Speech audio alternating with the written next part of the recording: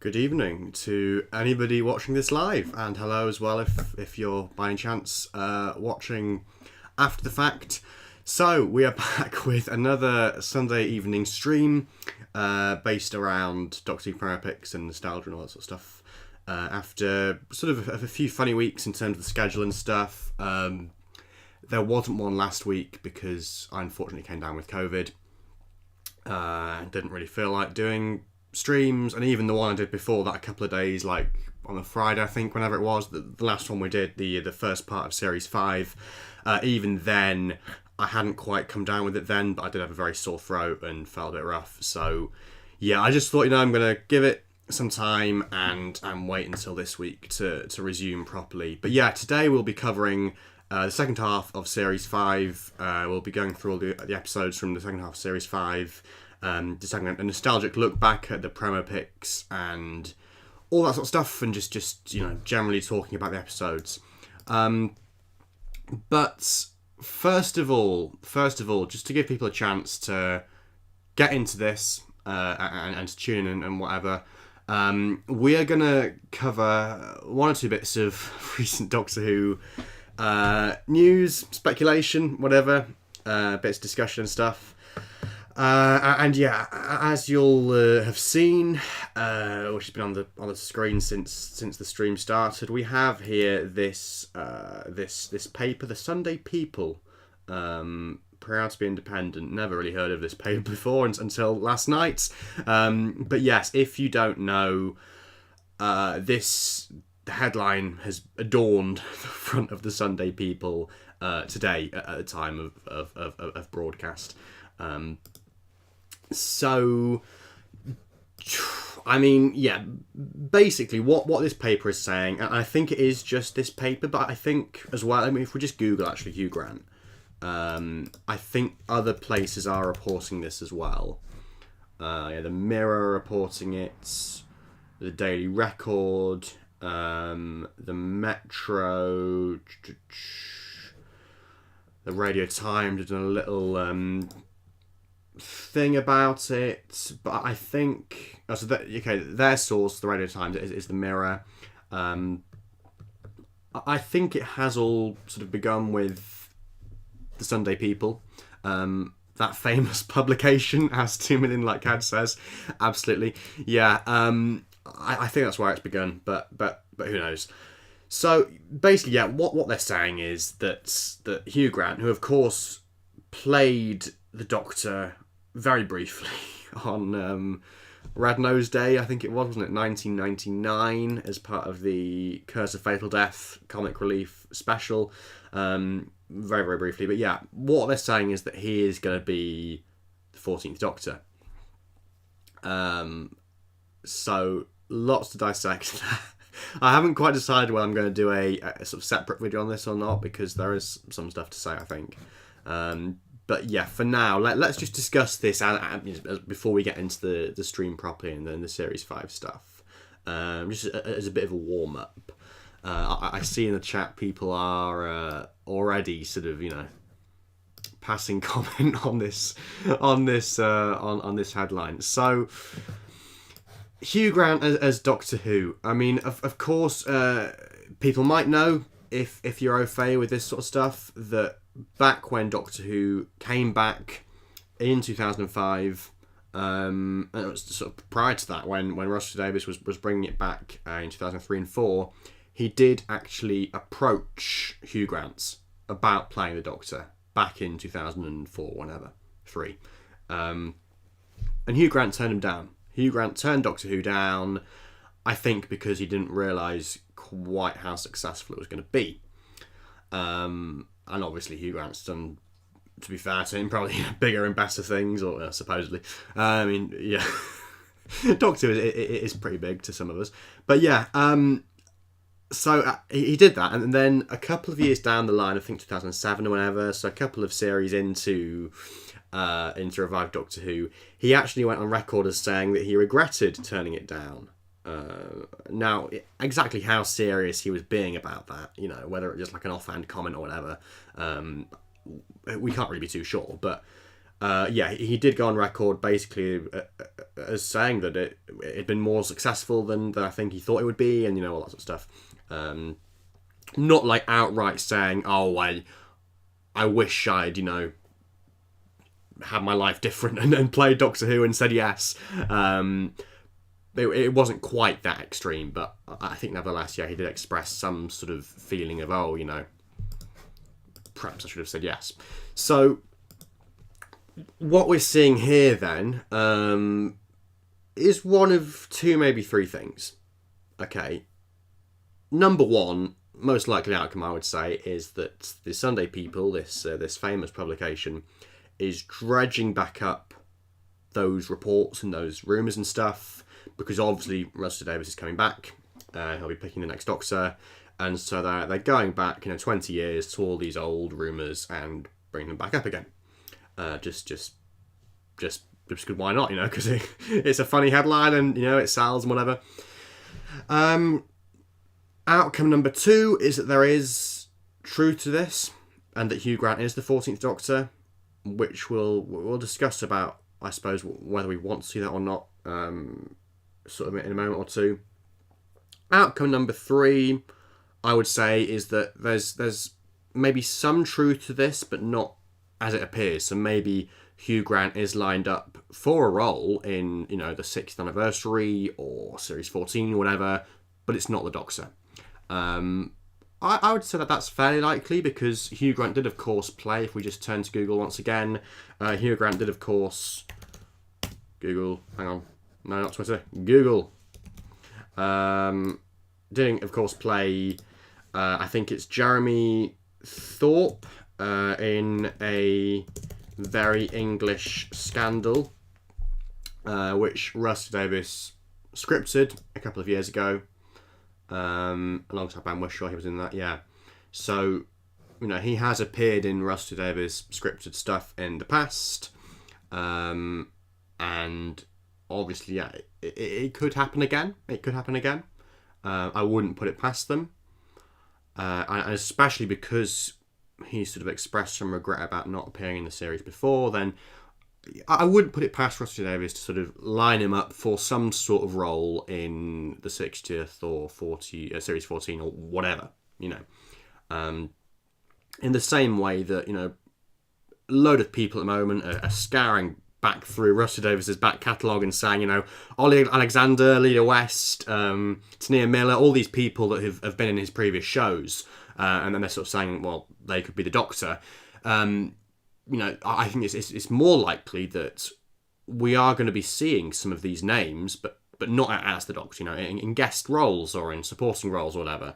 I think it's very likely that we will see people from, Years and Years, from It's a Sin, in supporting roles of some sort or another, like, Alexander as the Master, or, I don't know, maybe not even something as big as that, just like, I don't know, like, what can I say? Lydia West as... No, not even Lydia West, like, I don't know, one of the other boys from It's a Sin, one of the four, like, main boys, as, like, a villain in one episode, like, a one-off villain. I can totally see something along those lines happening. And that might be what we see with Hugh Grant.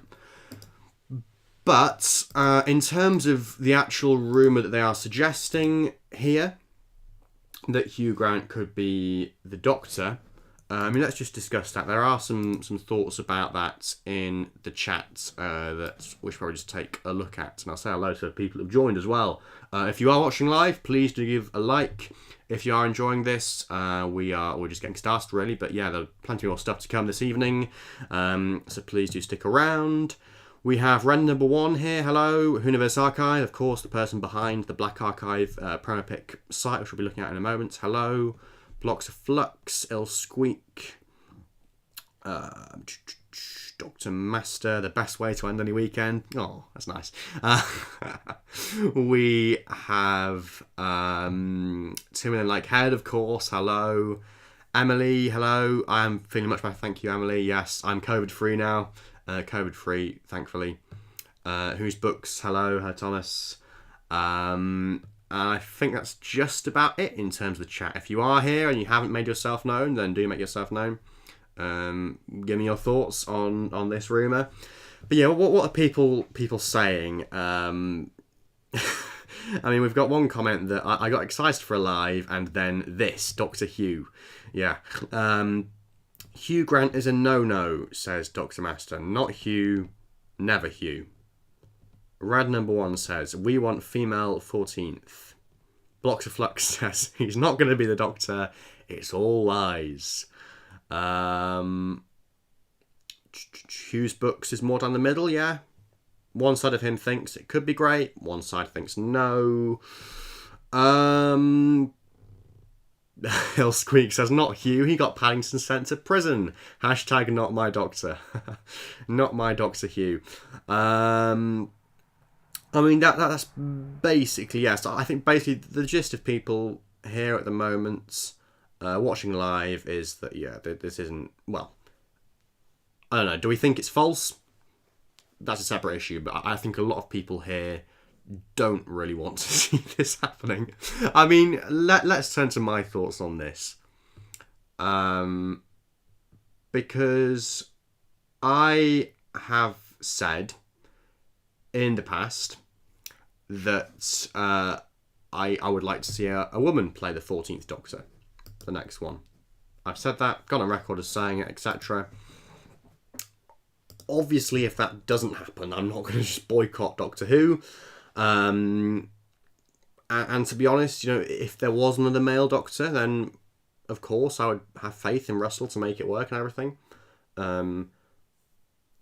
And to be honest, this probably would be quite successful. You know, let's be honest about it. Putting out any other biases aside, it's a big name, got a lot of back catalogue behind him. People know who he is. You know, he's done movies and all sorts. So it would potentially, not necessarily, but potentially be a very sort of good thing for the show and a successful thing for the show and make the show successful. And more successful perhaps than it has ever been or has been for years. I don't know. And of course, that is all speculation. So, I don't know. I mean, personally, I would be inclined to say that it would be a bit of an uninspired choice.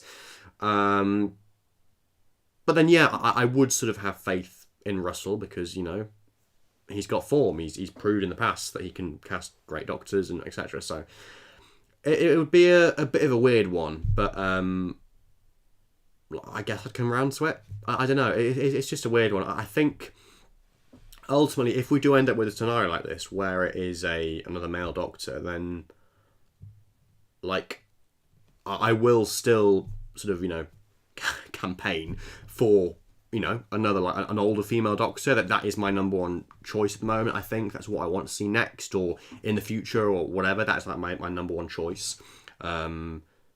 So if something like this did happen, then that would, you know, that wouldn't change. I would still want to see that at some point in the future. But then on the other side of the coin, you know, like I say, I'm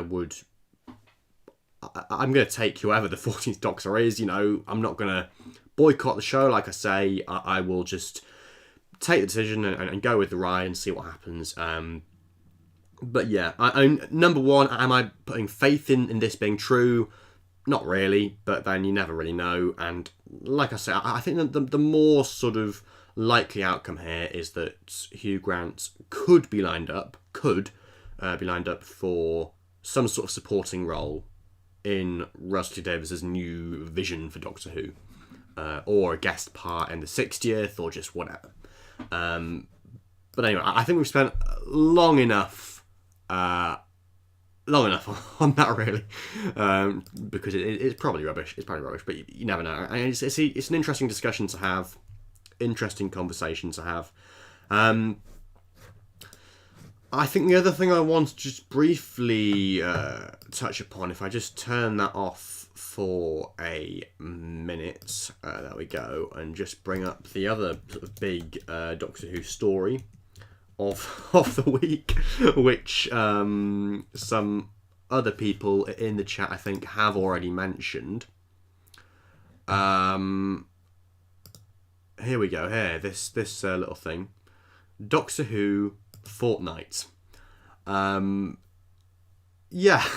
So this is happening. The TARDIS lands in Fortnite. Yeah. So basically, again, if you've somehow missed this, this was sort of like teased beforehand, like the day before, with a little trailer thing, and then basically the next day they revealed on social media and stuff that Doctor Who has collaborated with Fortnite, the sort of like popular gaming thing with the kids these days. And yeah, just brief thoughts on this, like, yes, because I'm probably not going to cover it in any other videos, let's be honest, but brief thoughts. Yeah, cool, I'm not complaining. I think, anything they can do to sort of like, get today's generation of kids on board with Doctor Who and stuff, and just sort of expand the show, and because Doctor Who's had a rocky history with games and stuff in the past. Some great, some not so great, or some things cut short before their time, like the adventure games. But yeah, I'm not going to say no to this. I mean, I would sort of give it a look myself, actually. But for some reason, I've looked it up, and Fortnite isn't available to play on Macs, and I want a Mac, so that's not going to be happening anytime soon.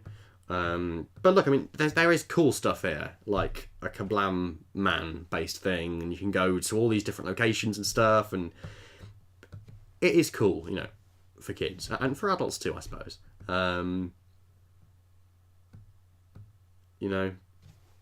You get stuff like this. It's a bit mad, it's a bit bonkers, it's a bit weird, but we have to see it. So yeah, that's my 2 cents on Doctor Who Fortnite. But I mean, we've probably spent enough time on all this stuff now. So let's move on to the main event for this evening. Of course, the ongoing quest of mine to document Doctor Who series 5, Doctor Who promo pics in general, of course. So we are currently on series 5. So in the last stream, we got as far as Vampires of Venice. Today we'll be starting off with Amy's Choice, and just going through all of the publicly available promo pics on the fantastic Black Archive sites, and yeah, just having a bit of nostalgia, talking through episodes and stuff, really.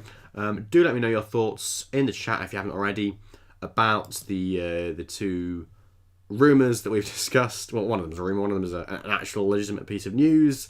So the Hugh Grant thing and the Fortnite thing. Has anyone here in the chat watching live or watching afterwards or whatever played Doctor Who Fortnite yet? It's only been out a few days, but if you have, please do let me know how you found it in the chats or the comments. And as ever, if you want to support the streams, go on one step further. If you enjoy watching the streams and you want to see them continue, then please do consider things like Super Chats and my Patreon, which is linked in the description. It's always appreciated, and always encouraged. But without further ado then, let's get into Doctor Who Series 5, Part 2, with Amy's Choice. And please do, in the chats, give me your memories of watching these episodes as we go through them, if you were around at the time, back in 2010, or just, whenever you first came to them, whenever you first watched them, whether you're like a fan that was born, last year, and you're a baby watching them for the first time, and you're somehow tuning into this stream. Whatever the case, let me know your thoughts in the chat, and of course, please do leave a like if you are enjoying the stream as well and haven't already. So, Amy's Choice then. Amy's Choice. What an episode. And a lot of it comes down to this guy here. So a great sort of choice for first image of the day. Toby Jones as the Dream Lord. What a performance. What an absolute amazing character. An amazing antagonist. I mean, wow. He's seriously good.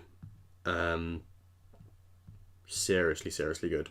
Obviously wearing his little sort of a parody Doctor costume, isn't it? Like a sort of darker tweed jacket and stuff. Obviously the darker side of the Doctor. He was really great. Yeah, really great. probably best just left as a sort of one-off thing.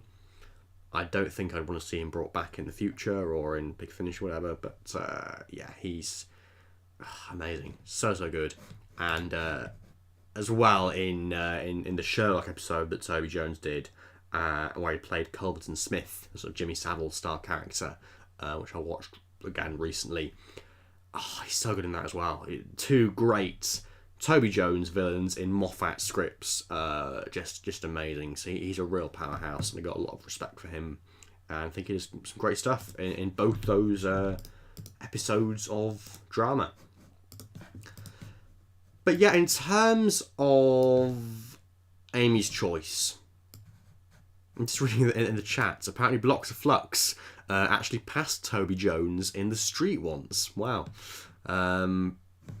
I will keep on coming back to the chat sporadically. But yeah, in terms of my own memories of this, it goes back to the Radio Times preview that they did for Series 5 at the start of the series, where Stephen Moffat did his breakdown of the series, of the episodes, and gave a little sort of description of each episode.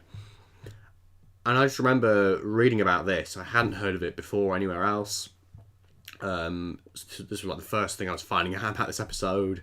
Saw the title, Amy's Choice, and saw this description, which is like, this story is going to be set in like 2015 or whatever, like 5 years into the future, and Amy's going to be pregnant. And I was like, crikey, wow. Like this is different, this is different. It felt very out there, just from that sort of initial description, really. And then obviously the episode came itself and images of it. I think probably this image here was like the first image we got from the episode, like the big sort of iconic one of Amy pregnant, obviously. But yeah, just from those sort of few details we found out about it in the the Radio Times article about Series 5, and before we'd got any trailer footage or pictures or whatever, my mind sort of went mad with that description, like 2015, and Amy's pregnant, and there's going to be like these two worlds to pick between or whatever. I was like, wow, what a concept, what an amazing concept. And it still is. I think what we ended up with, perhaps in some respects, is probably slightly less sort of exciting maybe than what I had initially envisaged. Because when you think of like 2015, 5 years into the future, you don't really think of like a cottage like this, and like a lot of it is set in a village, isn't it? And it's a bit sort of with pensioners in it as well as the aliens and stuff. It's all sort of a bit like, on the one hand, sort of very true to that remit of like Pertwee era stories, where it they're set in like a village and it's all like contained to this little very stereotypical sort of English country setting. But yeah, I guess that does make it slightly sort of drab to look at. If there's one thing I would have to say about this episode, because the concept is great and it's amazing, but it's not particularly sort of exciting visually. I would say. I think, yeah, it's a bit drab, a bit sort of brown, a bit beige. It's not very colourful, not very it's, in terms of characters and stuff, and like I say, the old people's home and things, it's all slightly sort of but I don't want to come across bashing it, because it is a fantastic story.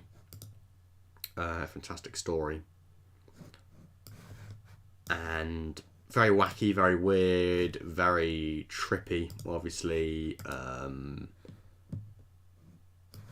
you get mad things like, because I haven't watched it in a while, but it's coming back to me now looking at these photos. Like at the end, isn't it? The Doctor and Amy's in the driving seat, I think, isn't she? And she basically like commits suicide by driving this little van into the cottage or whatever, to like wake up from a dream, to die in this dream world. And and wake up in reality, or so they think. Yeah, and I guess obviously that sort of central conceit, of which world is real. I think it does become clear quite soon into the script, into the story, that both worlds are dreams. That does become quite clear. But nevertheless, it's still worth it for the ride. It's still a really great ride, a really great story, and yeah. Yeah, I need to rewatch it, really. I haven't seen it for a while. Really interesting story. Takes the characters to some really interesting places. A great little chamber piece. That's a good first for Matt there, isn't it? A really great chamber piece for Matt and Karen and Arthur, really.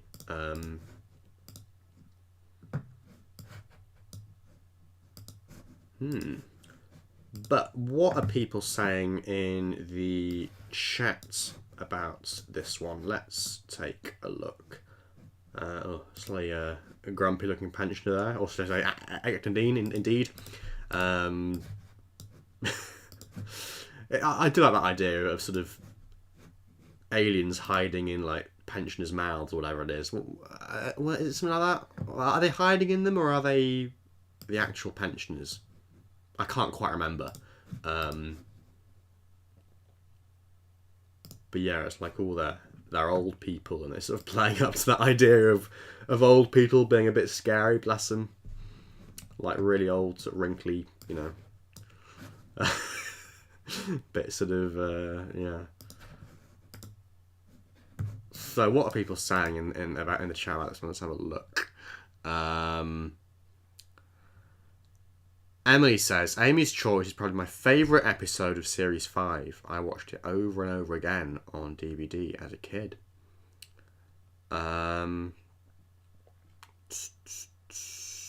Rad number 1 says, shame Roy cut off his ponytail. Dr. Master says, the Dream Lord gives off maths teacher that nobody likes vibes. Yes, very much so. Very much so.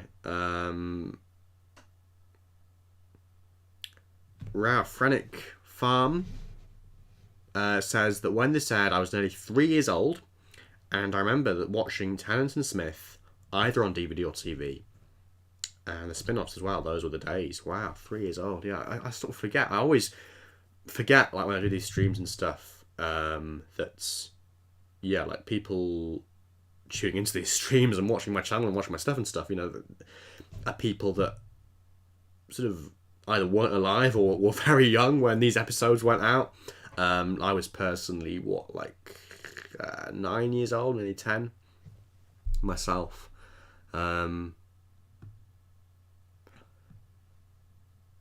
So yeah, Hooniverse Archive says, I remember when I saw it in a newspaper. It used a pic of Amy on the swing and highlighted how pregnant she was. Yeah. Oh, amazing. The evil pensioners. Yeah. So, tweet, time to sleep. Absolutely. So there we go. That is Amy's Choice.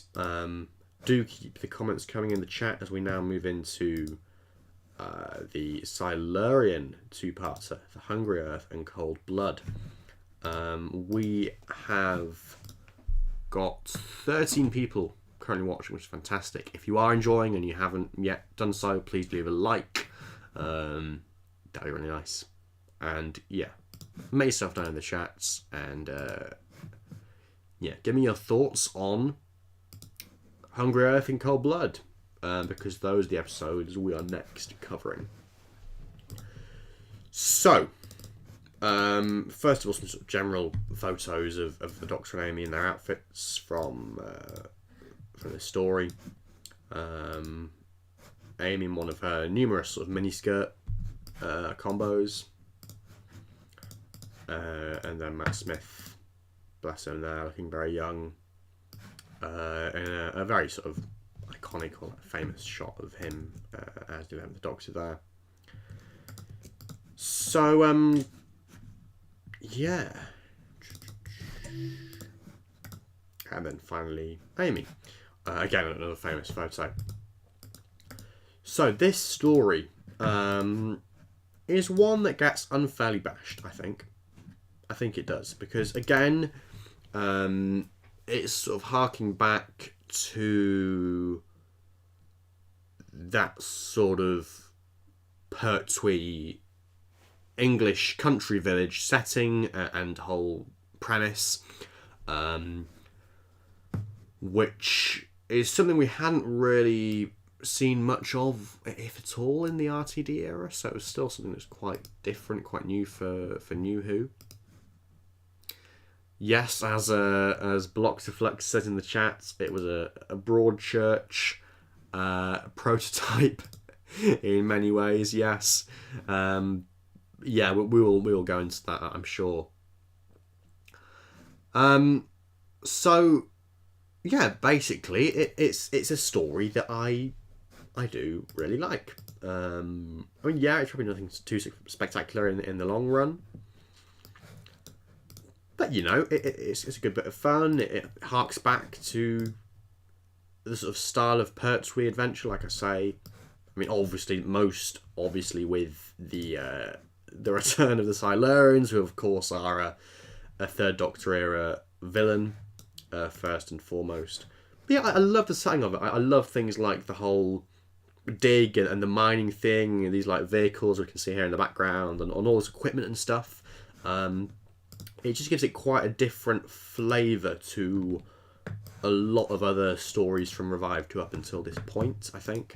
Like there, for instance, like a sort of warehouse setting with bits of equipment and vehicles and stuff. It's just very sort of evocative, I think. And Chris Chibnall obviously wrote the story, and he does like his warehouses and stuff, like in series 11. You know, Woman Who Fell to Earth. You have the Doctor, Jay Whittaker, making a sonic screwdriver in a warehouse. You have a lot of stuff like that in a Chibnall era. You know, other warehouses in stories like Resolution. I mean, obviously the most recent episode of Doctor Who was Eve of the Daleks. That was set in a storage facility. Again, this sort of warehouse sort of style setting, really. Hold on a minute, I just need to check. My chat is not refreshing, it's not behaving itself. Let me just bring that back a minute.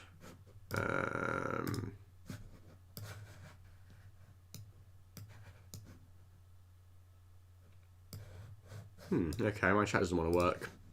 I will just have to try and keep it with it a different way, never mind. Yeah, okay. So, yeah, yeah, as people are saying in the chat, hold on, my chat's still behind. Bring it up on my phone. Let me bring up the chat on my phone, then I can read all your messages.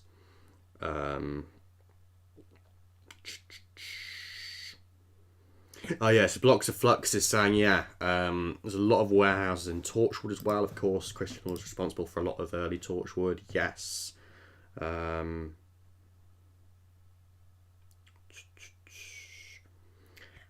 yeah, a bit more on the whole Broadchurch thing there from Blocks of Flux. Kiko's missing, small village, and the mum with brown hair, sorry. Yeah, absolutely. I mean, it is a lot like Torchwood in that respect. Yeah, because like you said, there's a young boy that goes missing, and it's all about like what happens in response to that, and yeah, it has a church in it, and all this sort of stuff. You know, it's not quite Broadchurch, but it's sort of quite similar in some sort of superficial ways. So yeah, Chris Chibnall does love a good warehouse. He certainly does. Red number 1 says, I had an idea of a Silurian criminal being chased by, another Silurian who becomes the Doctor's new companion. Both criminal and the Silurian chasing him disguise themselves as humans. Wow, that's an interesting idea, certainly. Imagine if Tony transformed into a Silurian. Oh, yeah, you're talking about the character here in his anorak. I think actually that character is called Tony Mac, which is ironic because he wears a Mac. Yeah, always like that. That little touch there. So, I mean, yeah, there are some very, very, very iconic shots we're going to here. I mean, that is a very iconic one of Amy, of course, disappearing into the earth. A fantastic little cliffhanger sort of moment for, you know, the first part of this story. A fantastic premise, you know, that Amy is literally been sucked into the earth, and it's just amazing. I love it. I love all that sort of stuff of the Silurians sort of body snatching and taking bodies from graves and stuff, and this whole idea that the earth is alive, and of course, like the title is very evocative for that as well, because, you know, the hungry earth. The earth isn't actually like literally eating, but it is sort of, yeah, like the Silurians are behind it, and they're sort of controlling the stuff under the ground. It's just this whole sort of idea of there being this secret sort of underworld, which can just like grab people. It's very sort of evocative, I think. I do love it.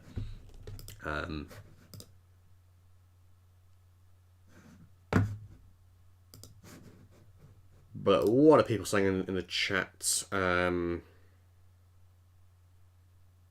Emily's pointing out that Tony, who we've just been discussing, this guy here, was also in the episode of Torchwood, Adrift, in Series 2, which again was also written by Chris Chibnall. He played Jonah Bevan, or the older Jonah Bevan, yeah. Which again is another very sort of similar story to what Broadchurch would eventually be like. So it's all connected. We have got, joining us in the chat, Malville Jan Blatherine. Hello to you too. Hello to you.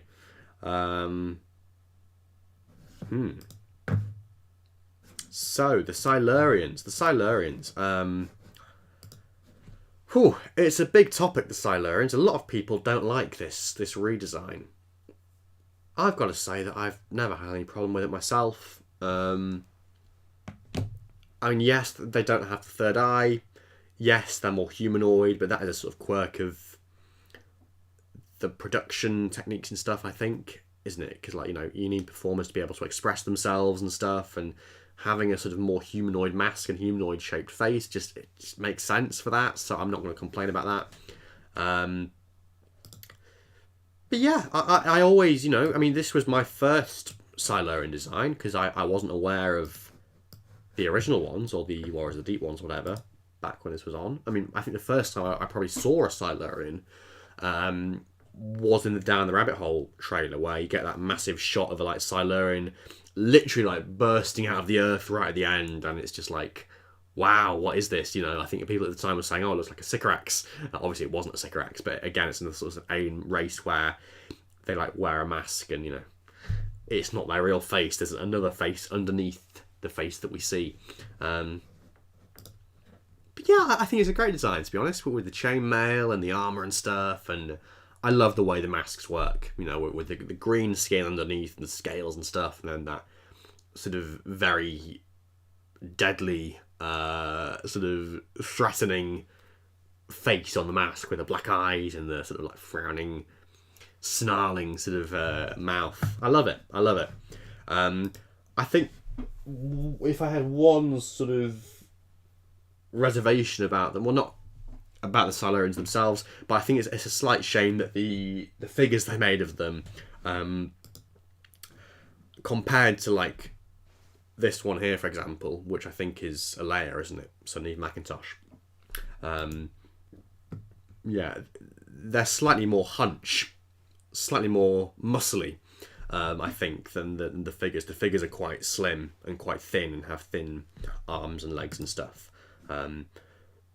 But particularly here, it's a lot more hunch and a lot more sort of bulky and just more threatening, I think, and more monstrous. And I love that idea again of them, like, because obviously, the young boy, his name escapes me, but obviously he goes missing. The Silurians take him, and Amy, of course, as well. So the humans take a Silurian in return. They capture one. I love that, how they capture a Silurian and sort of keep it hostage there in the church, and it's amazing. I love it. Yeah, there's a real sense of scale to this story, I think, which I think people look past. You have this massive Silurian city underneath the ground, and all this mythology about them having been on Earth before us, and it's a great story. I love it.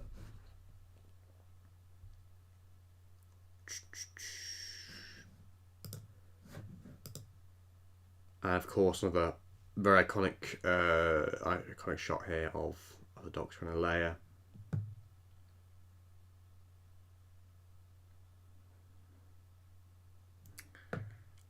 Yeah, Emily's saying that Chibnall does seem to like missing kids as a plot point. He certainly does. Torch Adrift, yeah. Hungry Earth, Village of the Angels, even. Yeah, I hadn't even thought of that. But and then obviously Broadchurch as well. Yeah, yeah, it's a bit of a trope in his work, I suppose, isn't it?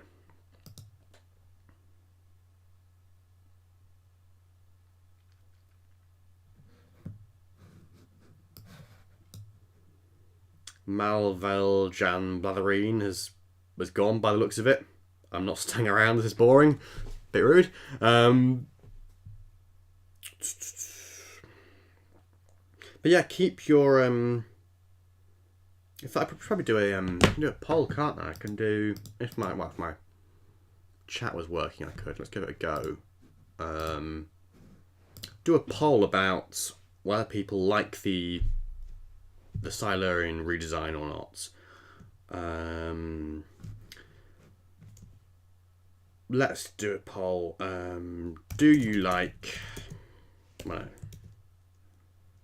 Silurian redesign, yay or nay? Let's do that.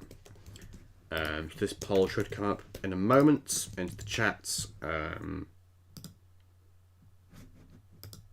If my computer wants to behave.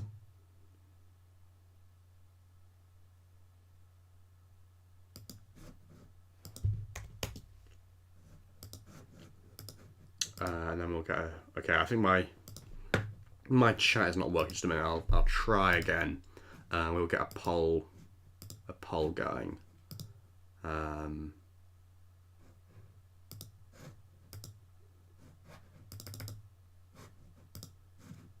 Oh yeah, there it is. It's appeared. There it is. It worked. It did work. Yeah, behind the scenes hitch basically, but yeah, I think that worked.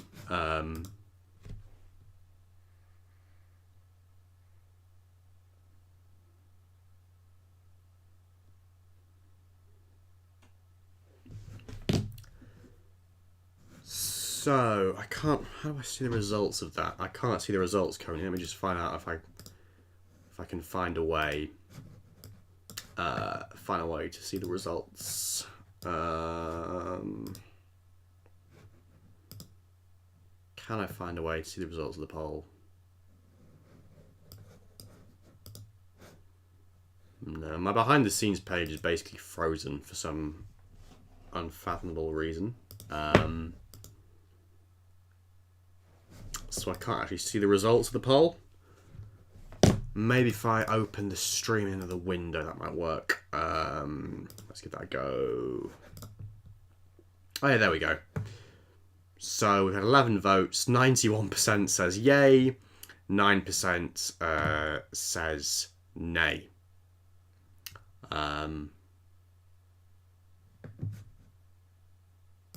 So there we go. Hopefully I can find a way to get things working again. Otherwise I might be able to do another poll later in the stream. But anyway, back to the promo pics. We were up to about here, weren't we?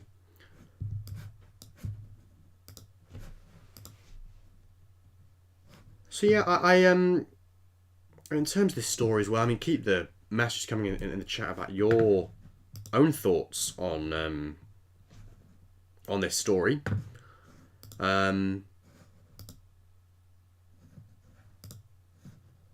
But yeah, it's definitely one, because I think another sort of criticism that a lot of people level at this is that it is essentially just like a remake. Well, it's not really though, is it? I mean, people say it's a remake of the original Silurian story, the Silurians, Doctor Who and the Silurians.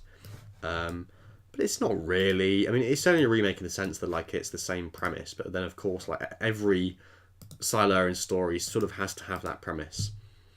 And as the first Silurian story of the new series, and of course they've got to like do that again. You know, the whole idea of, you know, you've got this race that existed before the humans and like ruled the earth. Fantastic first. I love that.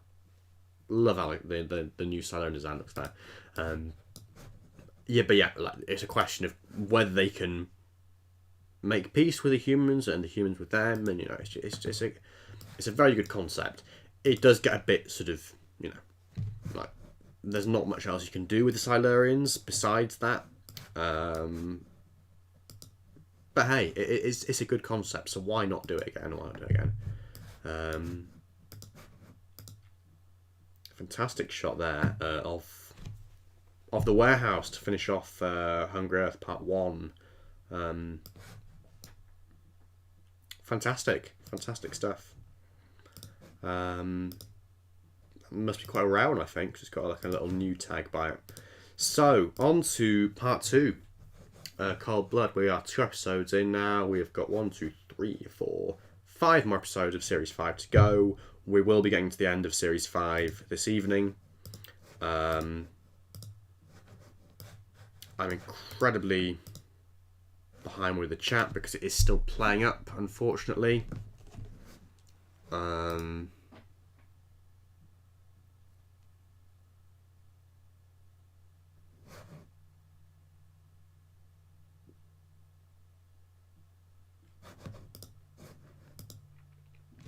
Okay, I've got the chat.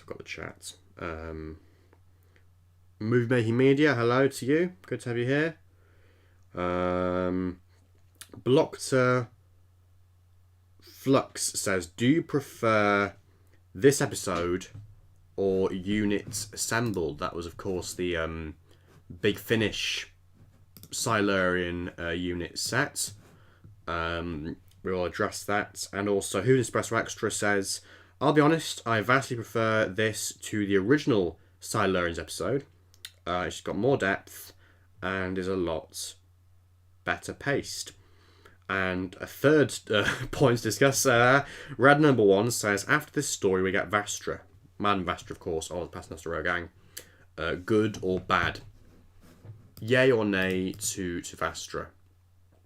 Okay. Lots there to discuss. I'm just going to see if I can find a better way to get the chat loading up for me, because it is sort of having a bit of a nightmare at the moment behind the scenes.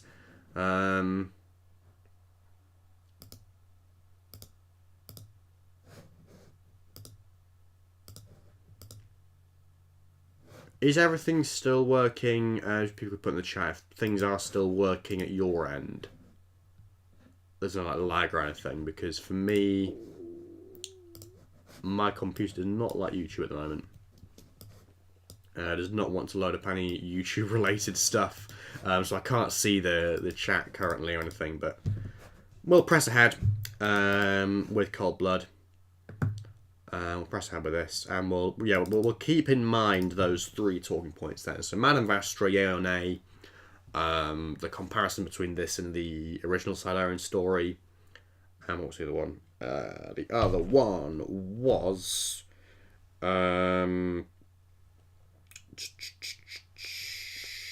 okay, Unit Assembled, the Unit Big Finish box sets. Yeah, so I have listened to Unit Assembled, actually. Let's start with that, which was a new series Unit box set by Big Finish. Let's just bring it up so people know what we're talking about. it featured. I love that, units assembled. It featured Benton, Yates, Joe Grant, Osgood, Cates, and Silurians and Sea Devils as well. I think it's partially set in the Lake District, which is nice. And yeah, I listened to it once. I can't remember a lot about it, to be honest, but I don't remember hating it or anything, so it must have been pretty good. Yeah, a lot of the unit sets are a blur. I listened to like the first 5 or 6. I haven't listened to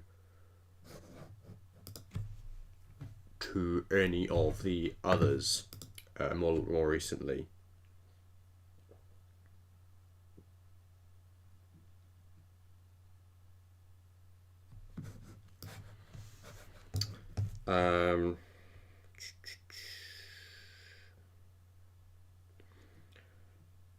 No lag. Fantastic. I think a Piting is in Richard Systems. Yeah, I do think so as well. I am just about managing to keep up with the chats, but yeah, my computer does not like YouTube at the moment. But never mind. Let's keep going. Let's keep going. So, Madame Vastra then. Madame Vastra. Yeah, I like her. I like her a lot. That's basically all there is to say on it, really. I mean, I guess there's a discussion to be had, isn't there, about, because obviously we haven't had a Silurian story since this. We've had Madame Vastra crop up in other stories, obviously, but they're not sort of Silurian stories per se.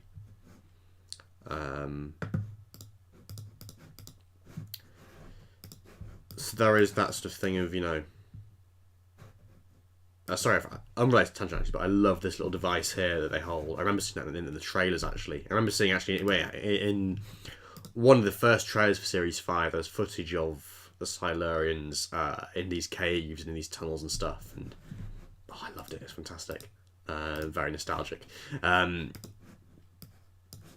yeah, I guess there's a discussion to be had about whether the Silurians have been ruined by Vastra, in the same way that Strax sort of changed perceptions of the Sontarans and went in a different direction with them. Obviously, we've had War of the Sontarans recently, which has sort of reinstated the Sontarans as a proper baddie again, and it's been a proper Sontaran story. I mean, are we due the same sort of treatment for the Silurians, perhaps? Maybe. I don't know. I wouldn't say no to seeing another Silurian story again. I probably wouldn't say, redesign them. I'd probably just stick with the same design, to be honest, because there's no point changing it, really.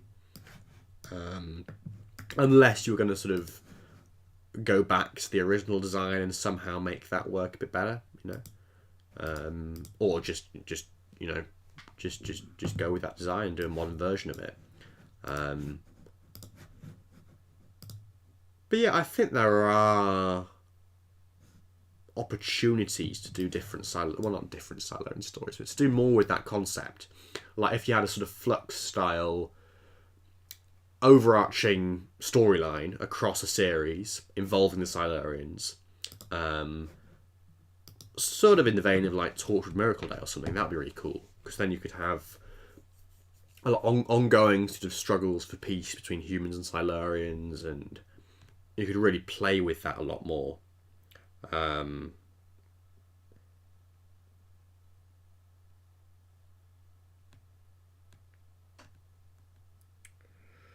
Of course, yeah, I'm just catching up with the chat, but of course, Human Espresso Extra is saying there that they wonder whether we'll get a reference to the Silurians in Legend of the Sea Devils, which of course is coming up in like less than a month now, probably. Yeah, I forget, of course, that the Sea Devils and Silurians are related, and so of course, they're probably going to get name dropped in that story, which is nice.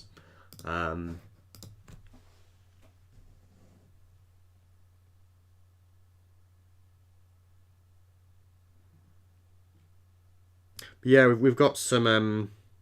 Yeah, I got some thoughts on Vastra in the chat from various people.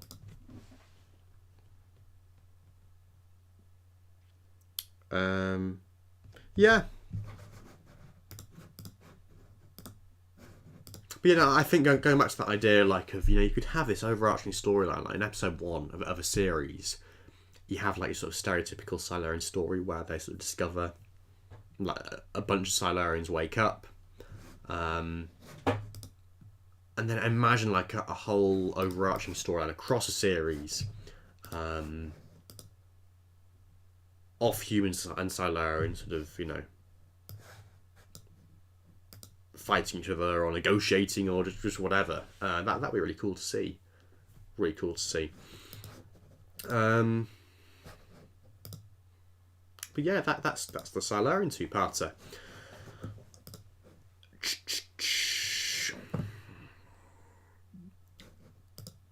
I might just, I don't know if I can see a way if I can work out how to get the chat working again, because basically my stream page has frozen basically. I'm scared to like refresh it in case it ends the stream by accident. But yeah, it's rather annoying.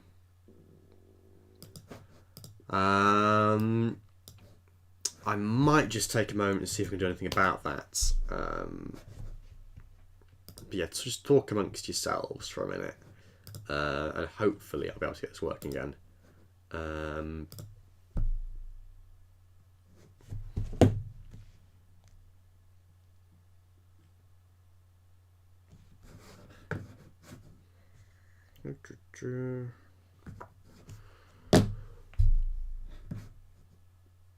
Oh yes, there we go. I've got it. Fantastic. Got it working. Got a workaround. Fantastic stuff. Fantastic. So I can see the chat now. I can see the poll. Yes, we've had 15 votes on the Silurian thing. 87% of people say yay to the Series 5 Silurian redesign. 13% say nay or no. Do give it a vote if you haven't already. Leave a like, sorry, if you haven't already as well. And super chats and etc. are always encouraged as well and very much appreciated if anyone fancies that. Yes, without further ado, then let's move on to Vincent and the Doctor.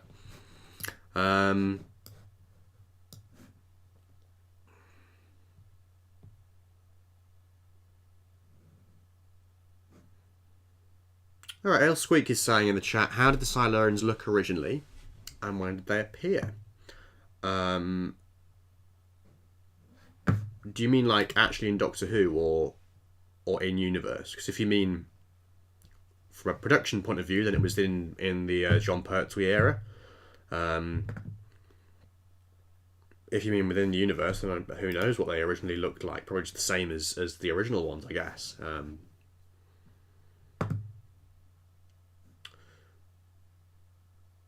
But yeah, there we go. So,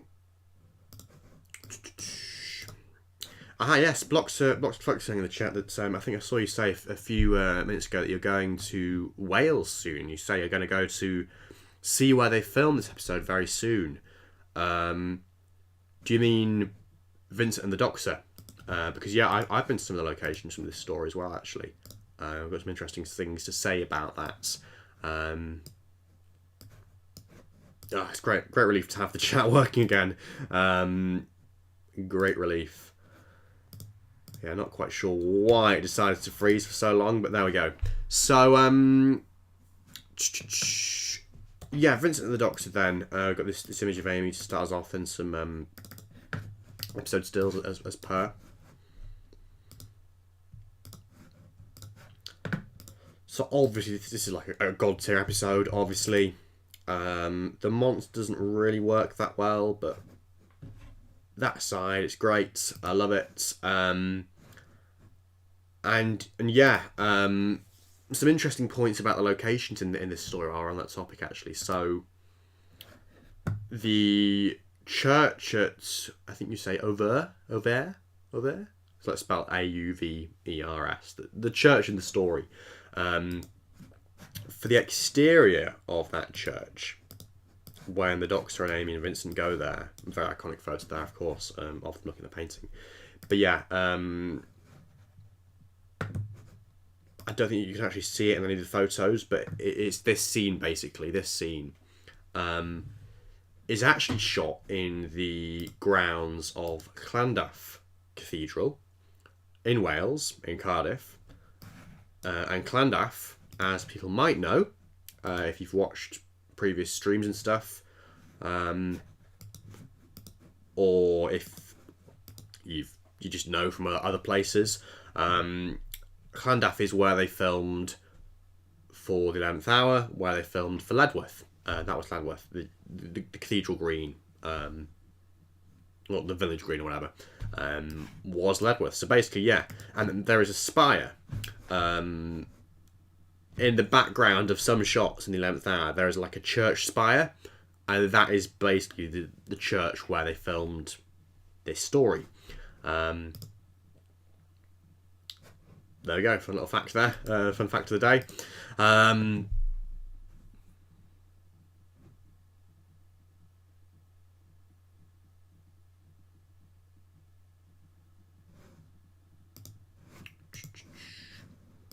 Illsqueak is challenging us to guess their age. So yeah, Pertwee era, the Silence of Pertwee era, yes. So you just remember Pertwee, you vividly remember seeing Tom Baker on the credits and wondering why his face had changed. So I must have watched. So if you watch Tom Baker, then I guess, But you have memories of Pertwee,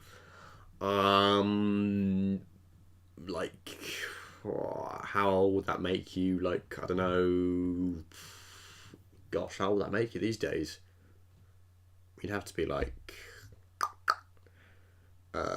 old do you have to be? Sort of mid-50s, mid to late 50s, I guess. You'd have to be, at the very least.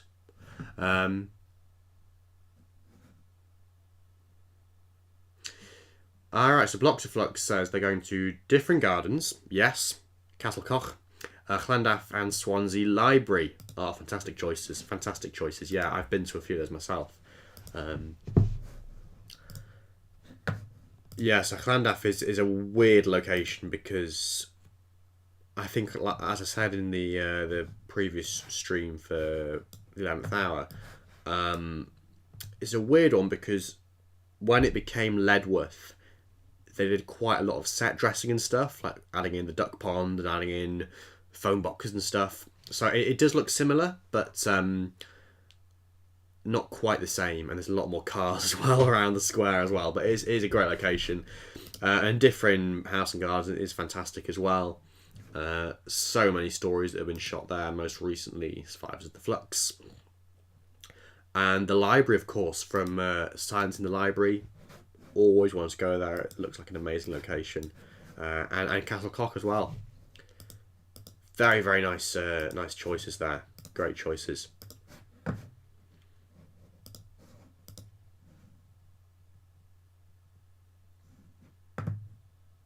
Red number 1, I think, would like me to read out that comment which says, "Who wants female Sontarans?" Well, I mean, yeah, I wouldn't say no. But then again, do Sontarans have a concept of gender? Because Strax was always getting very confused, wasn't he? So, I don't know, maybe it's not possible, but who knows? Who knows? But yeah, Vincent and the Doctor then. It's one of those stories you appreciate more as you get older. Obviously. I think it's pretty self-explanatory why that's the case. And yeah, it's such a great story. Vincent van Gogh, great historical celebrity character to focus on, and his struggles and everything. It's just great the way it comes together, really. So yeah, what else can I say? It's a fantastic episode.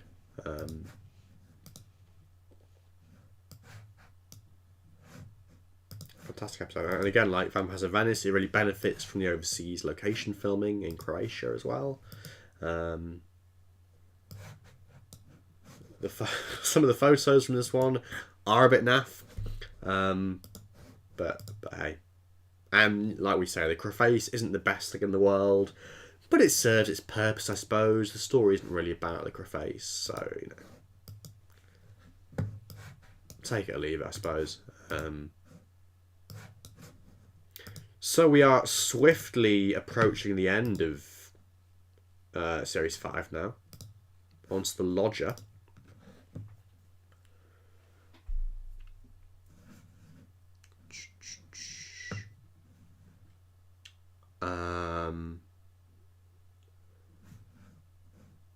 Yes, the Lodger, I'm just looking at the poll. We've had 18 votes. I will end the poll in like a minute, just because it's probably taking up a lot of space on the screen and stuff. So, final chance to vote in the poll about whether or not you like the redesigned Silurians or not. If you are watching live, give that a vote, and it will be closing in 60 seconds or thereabouts.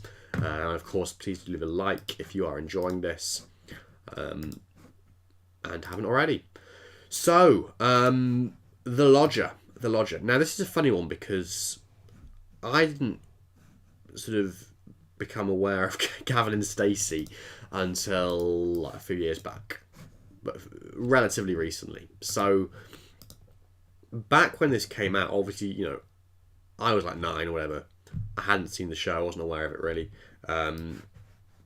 But that must have been a pretty big thing, like a character from Gavin and Stacey, essentially just like coming into Doctor Who. Like obviously I knew James Corden was a big name, and obviously he still is, but is more of a controversial figure these days, I think it'd be fair to say. No, I thought he was pretty good in this, to be honest, but yeah, I think these days he's not quite as nice a guy, is he? But yeah, I had good fun with this one. I mean, it's a nice concept. It's a nice conceit of having the Doctor living a sort of human life, sharing a house with someone. It's just good fun. It's nice, isn't it? So, I mean, again, it's one of those episodes near the end of the series where they're sort of running out of money a bit. So, like, there's not a proper monster. But I still think the Avatar thing is pretty creepy. It's just not quite as memorable, perhaps. And obviously, you get this whole thing with Matt Smith doing his football thing as well. Let's just end the poll. Sorry, there we go. 18 votes. Which, yeah, is a bit of a gimmick, isn't it, really? Like, it doesn't offend me. But, like, did it really have to be in there? I don't know. Did it have to be in there? I don't know. But yeah, who knows?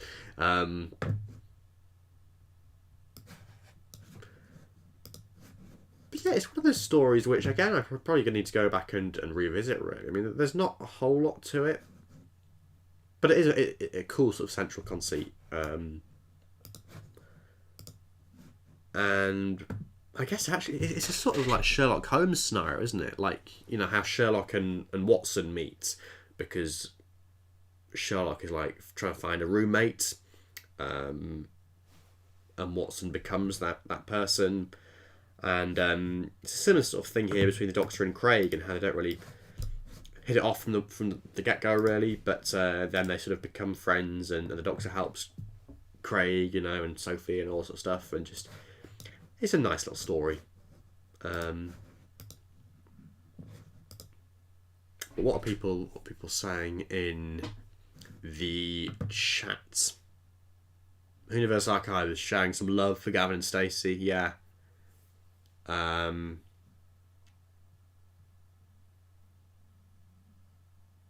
Oh wow, Too Many Like Heads says the monster in this episode, to be honest, barring maybe the flood or the foretold, is probably the thing that scared me most from Doctor Who for some reason. Wow, yeah.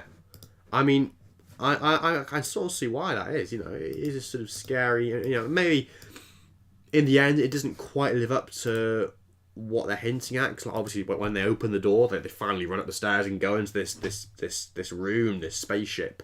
There's no one there, and it's just like it's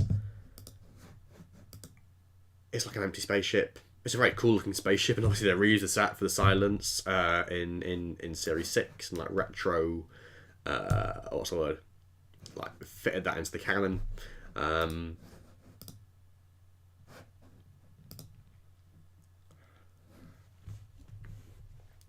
yeah, I don't know. I think people are saying in the chat this is sort of filler episode, it's a bit meh. Yeah, I can sort of see that, What's occurring? What is occurring?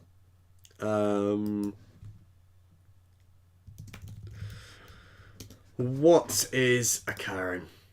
I mean, what else can we say? That is the perfect way to end this one. There we go. So that was the Lodger. So now on to the grand finale of Series 5. The grand finale.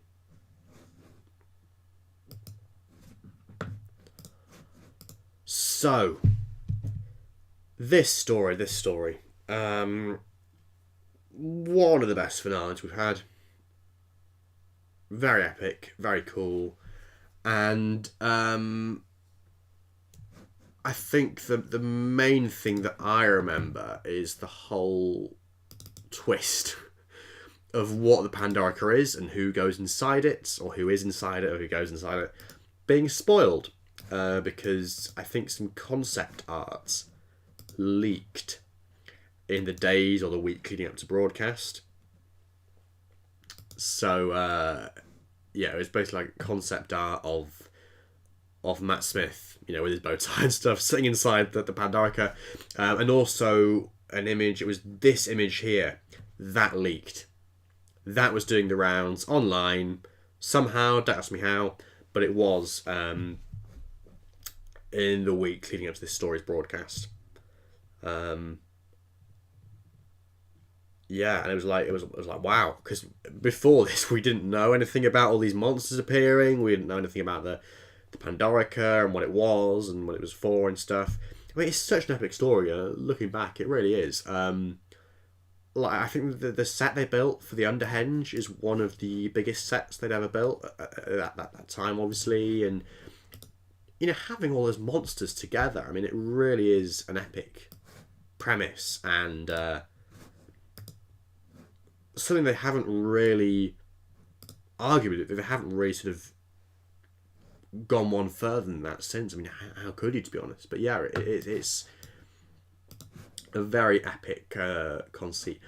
I always remember actually as well, looking at this promo image, this scene never happened. There was never a point at which Riversong lifted up the Cyberman head and showed it to the 11th Doctor. Maybe that was like a deleted scene or something. I don't know, but that always confused me, like as a child looking at these photos, because this photo shows a scenario that never actually happened in the episode on screen. But yeah, what are people saying about this story in the chat? Let's have a look.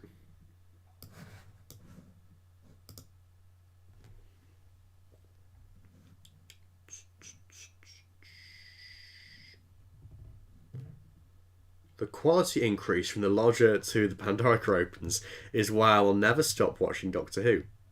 It's always amazing how they can leap from one of the worst episodes to one of the best, in my opinion anyway. Fair enough, even Espresso Extra. I'm not going to deny that this is one of the best episodes of Doctor Who. Universe Archive says, best episode of Series 5. Seeing that pic of the Doctor being dragged into the Pandorica got me shook 12 years ago. Yeah, absolutely.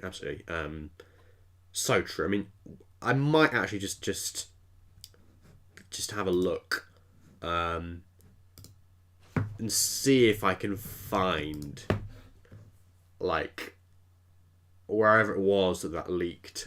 Let me just turn that off for a moment. Let's see if I can try and find like the original article just for nostalgia.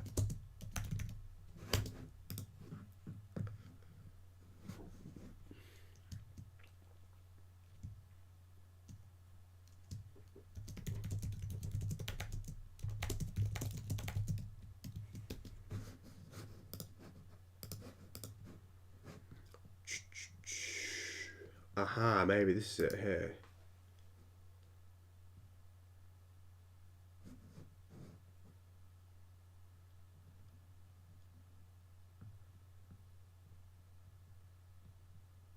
Okay, I found one. I mean, this one site here. Oh, hang on. No, it wasn't going to happen. This one says that some of you may know that massively spoiler images from the Pandora opens were leaked online. The reason they were not posted is because they would have ruined the episode and were legally under embargo. But now they are here to see, etc., etc. So, presumably, yeah, okay, they were under embargo and then someone just posted them anyway.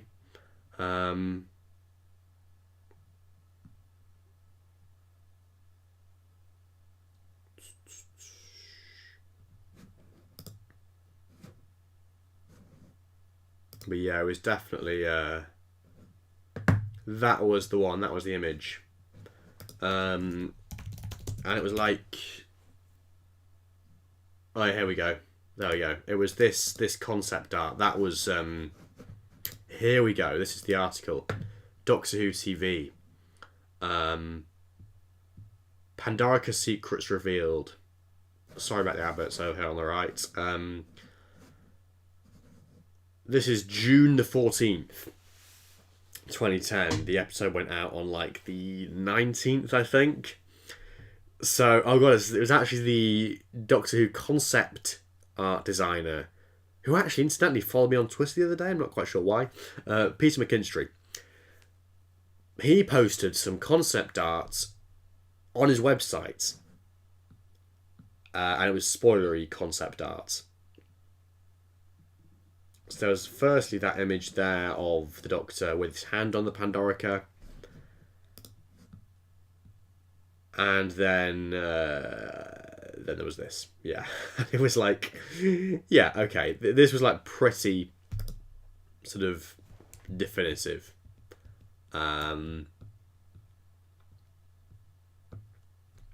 Pretty big spoiler. Pretty big spoiler.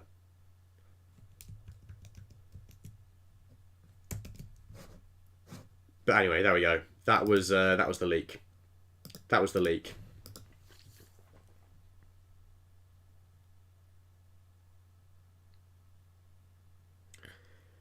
Yeah, 12 years ago. 12 years ago. Wow. 12 years ago.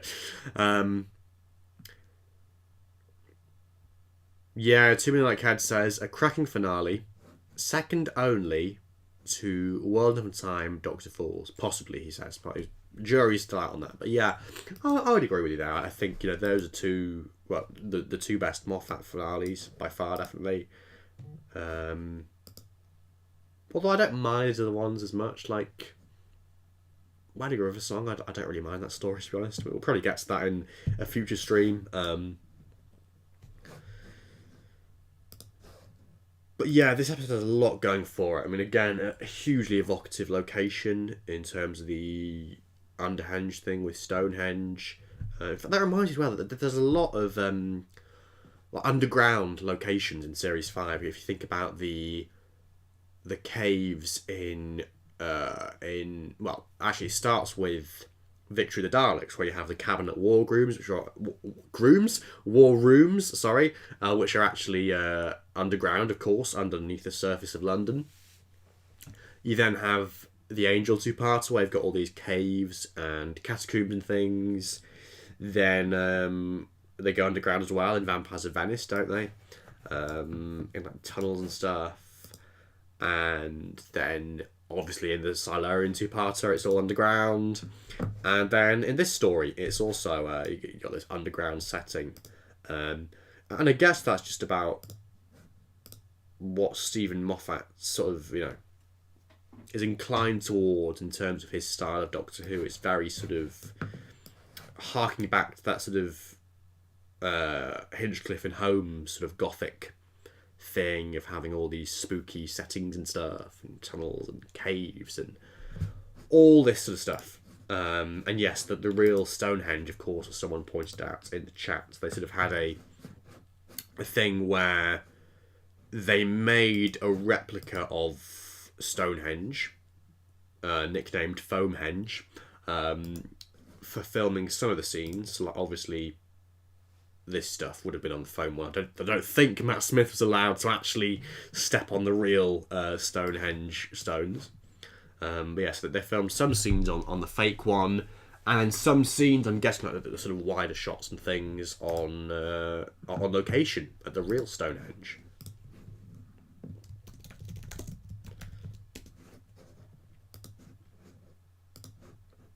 I do cringe a little bit at the speech, I will have to say.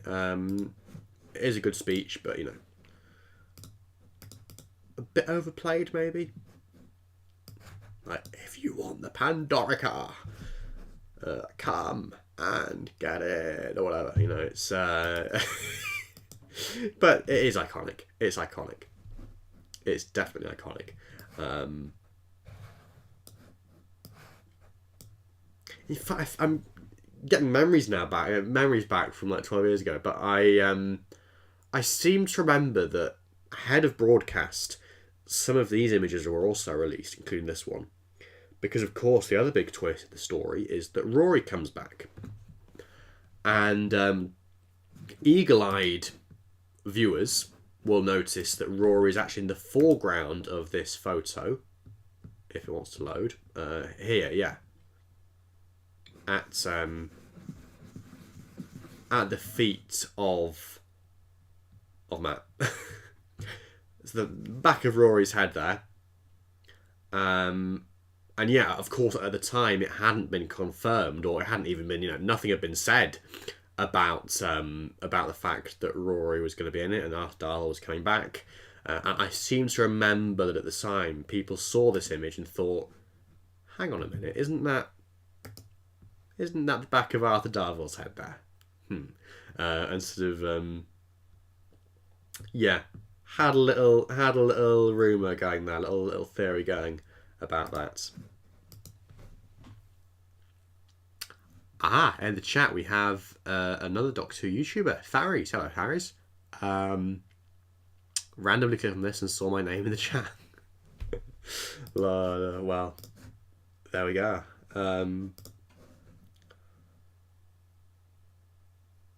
Yeah, assuming that counts as Beast Below. Well, obviously, yeah, because Beast Below. Yeah, of course. Because it's the Beast Below, isn't it? So, yeah. Even though it's not literally underground, yeah, it feels underground because of the Valley of the Starwell and the Tower of London stuff and the dungeons and things. Yeah, absolutely. Yeah, so that's all I want to add to the list. Yeah, so many underground style settings in Doctor Who Series 5. So many.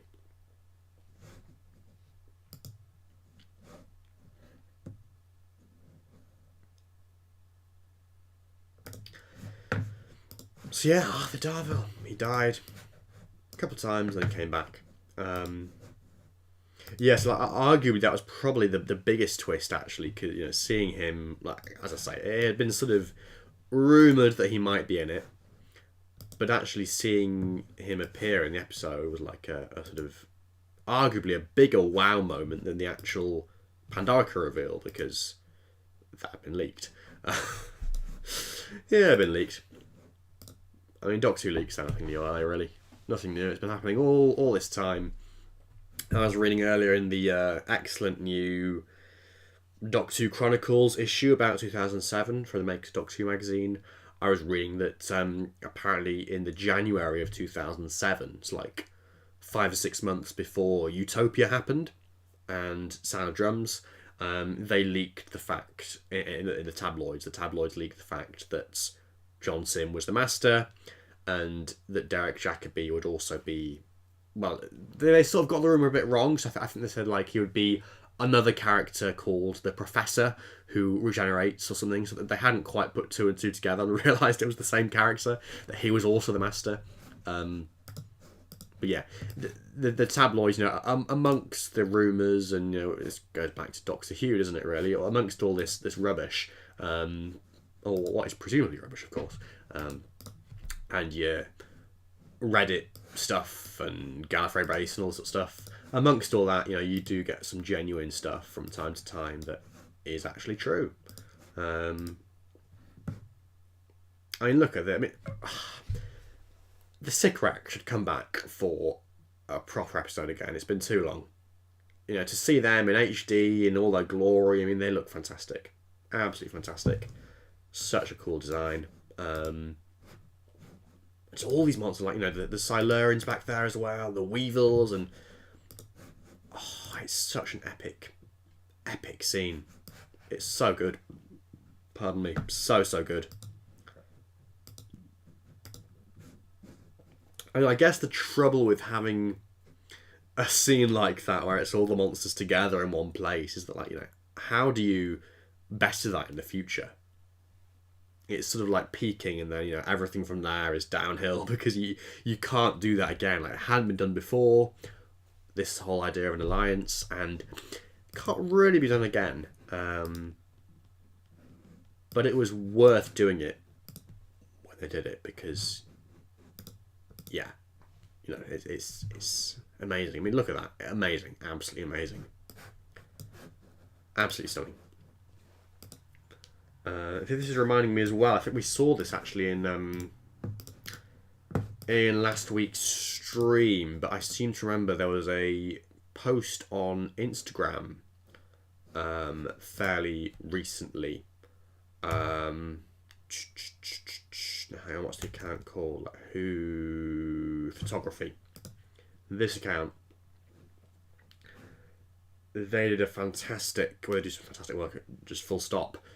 But they had a fantastic recreation of this moment in figure form, as you can see here. Absolutely phenomenal. So go and check that out if you haven't already.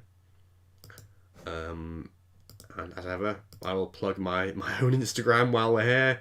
If you're not following us already, get on it. At Stetson Doctor.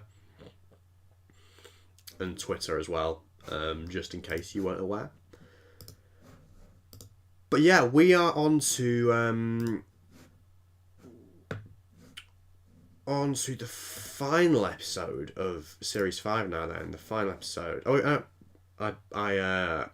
I said that back. We've got some behind the scenes photos to look at. Oh, hang on, maybe they're broken.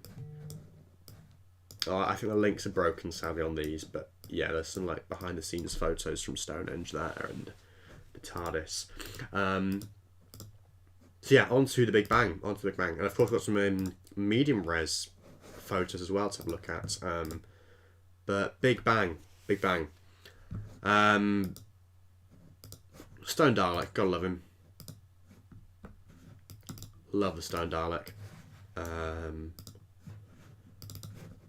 And then yeah, we're on to the episode stills.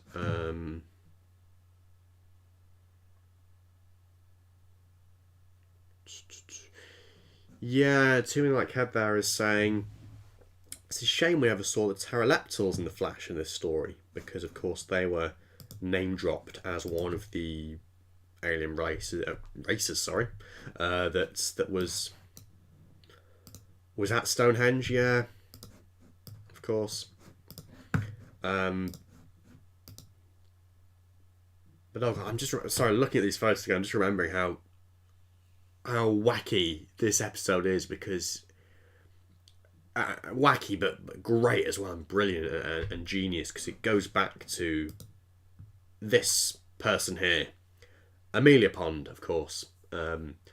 It goes back to the 11th Hour and to 1996 or whatever it was that those scenes were set, and we have 7-year-old Amy again, or Amelia, and that fantastic pre-title scene of her coming to the museum, finding the Pandorica, and her older self being inside. God, it's so good, isn't it? It's so good. I mean, The Big Bang as an episode, I think, similar to what I was saying about Amy's Choice earlier in the stream, it's not a particularly visually exciting episode. Like, it's all set in a sort of dark museum. Everywhere's dark, it's like the sun's gone out and it's all gloomy and horrible and miserable. And you don't really have like a proper monster as such. I mean, you have the Stone Daleks. But it's all sort of slightly drab to look at in terms of the colours and stuff, the colour palettes. But if you can look past that, it's a really great end to the series. Very genius, very Moffat, very amazing.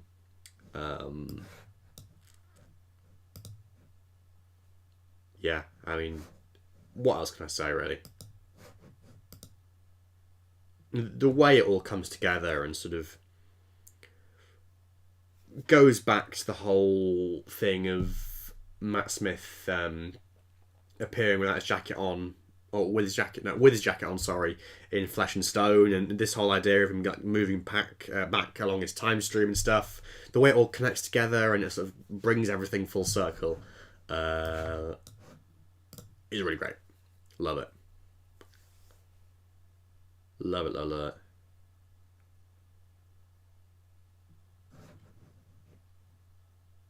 Aha, Guildhall, yes. Blocks of Flux is going there on their trip to Cardiff. This is... Hang on, it's the... No, which bit is it? It's not the museum, is it? But like the bit where there's the scene with River and the Dalek, isn't it? That's the Guildhall, I think, in Swansea, isn't it? The location. Which is also... Just bring it up a minute, just a second. Also been used in other Doctor Who episodes.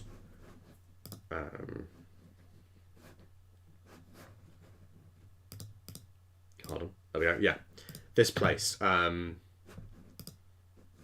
Yes, here, look. So this has been used, I think, most recently in Spyfall as MI... I always forget which one it is. Is it MI5 or MI6? Whichever one it is at the beginning of Spyfall. That's there. Also, it was used in the Library two-parter. So that hall there was like the place where the TARDIS lands. And this bit with the steps as well. In the Library two-parter. I know there's the same steps that the Doctor and co come up in Spyfall to meet Stephen Fry. And then, yeah, like... similar corridors, whatever, are used in this story, aren't they, for the stuff with River Song and the Stone Dalek.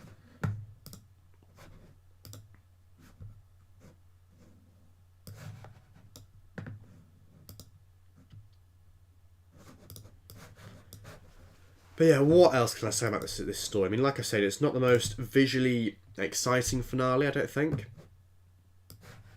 I'd be hard-pressed to say that it's, you know... particularly like spectacular or like I say, visually exciting. It is all a bit gloomy, a bit beige, a bit grey, a bit dull. But some great concepts there, and it ties everything together in a neat bow tie, really nicely, while also setting the stage for the future. Like I remember that the final few scenes on River Song and the Doctor were actually like, you're going to find out who I am pretty soon. It's like, oh, goosebumps. And then the whole final scene as well, after the wedding, where it's like, oh, there's a mummy on the Orient Express, we're on our way. I was convinced at the time, 9-year-old Richard was convinced that was going to literally be the plot of the Christmas special. I thought the Christmas special was going to be about a mummy on the Orient Express and all that sort of stuff. Of course, there was like a bigger time gap there. they sort of, went on other adventures in the interim or got sidetracked or whatever. But yeah, I love the Stone Daleks. Love them so much. Absolutely fantastic. And these two here, what are these? These look pretty rare. I'm wondering, actually, are these images from... when Matt recorded his bit for the Doctor Who Experience? I think they might be. I think they might be. Possibly. Because some of that was set inside the Pandorica, wasn't it? And there's just something about it that looks slightly different, not quite the same as the other photos here. So maybe that's the case. But yeah, that is it for Series 5. Wow. We've fired through those 7 episodes there. Absolutely fired through. We have some medium res photos to look at as well. We've been going for an hour and a half, just over now. So how much longer? We'll probably go up to maybe 2 hours max for this stream. So maybe like up to 9 o'clock or thereabouts, you know. Maybe we'll do the Christmas Carol as well. Maybe. But yeah, very briefly here, we've got some other bits and pieces in medium resolution. We've got another shot there from Matt Smith's casting photo shoots. A variant shot of Amy there in the vortex. Lesser seen photos here. Some rare gems. That one I believe was from it's like a photo montage from Doctor Who Adventures magazine, I think.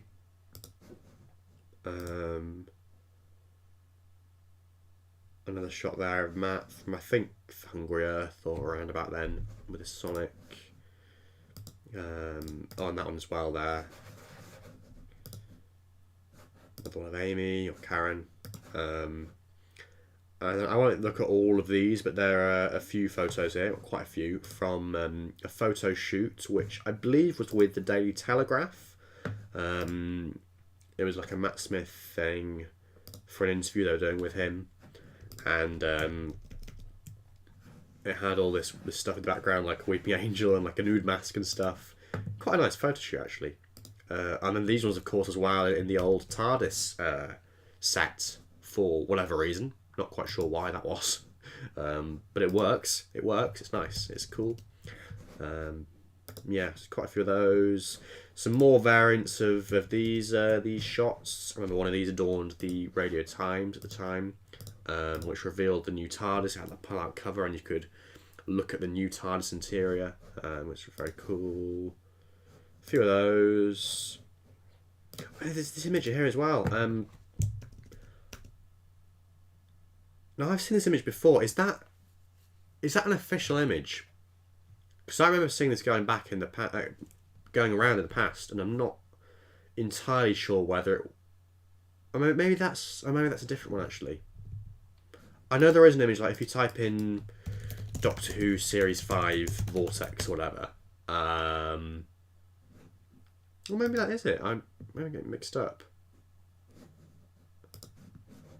Maybe that is the one I'm remembering, I'm thinking of. No, maybe it is an official image. I take that back then, okay. Oh, I love that, love that. There are no official images of Prisoner Zero in his like CGI form, and I wish there were, because it would be so good. That is an interesting one, isn't it? I think I'm going to add that to my folder for 11th hour. Of one of the little like loo roll or paper cup, whatever, like models of the 11th Doctor there. That is a rare gem. Got some ones of the Doctor and Amelia.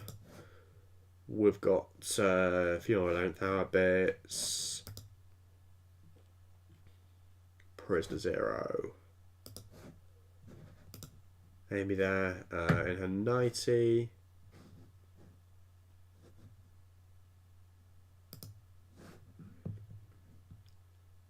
Got one there, or one there actually of one of the drawings from the 11th hour. That is a very interesting one actually, isn't it? Very, very interesting to see that up close. Got one there of Peter the Winder. Little like passport photo of Peter the Winder. Oh, the Radio Times covers with the Paradigm Daleks on. These are amazing. It's a shame they're not higher quality. And then a load of Dalek photos here. That one's from Asylum, actually, isn't it? That one's from Asylum, the Daleks there. I think that one is as well, of the Supreme. This one I remember seeing around a lot. Yeah, that was on a lot of merchandise back in the day. Again, from Victory of the Daleks. Got on the blueprints there of the Ironsides. Churchill one. This is... Well, actually, there's a couple of cool things here. There's one of... a couple of behind-the-scenes photos from Victory of the Daleks there. So one of the operators inside an Ironside. There's one here of a Paradigm Dalek which has been dismantled. That's very cool. And that thing, the like control thing on the left that they reproduced for the character building Victory of the Daleks set.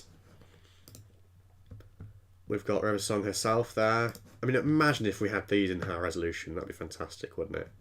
But alas, we do not. Very glamorous.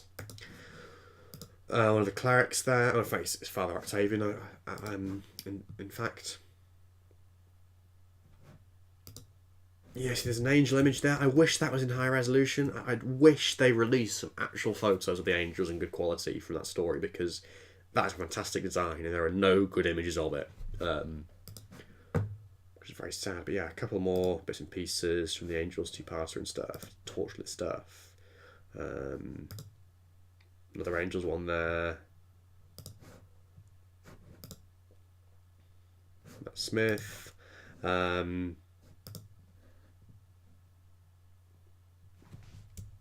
That's a very cool one from when they were shooting at Puzzlewood for the forest scenes in Flesh and Stone. Lovely one there of the that CG render of the Saturnines in their natural form. That's fantastic. Another Dream Lord variant there, and that's just about it really. The shot of Matt, Karen and Arthur on the bench. The butcher. But yeah, there we go. So that is, I think, everything. Everything from Series 5 now done.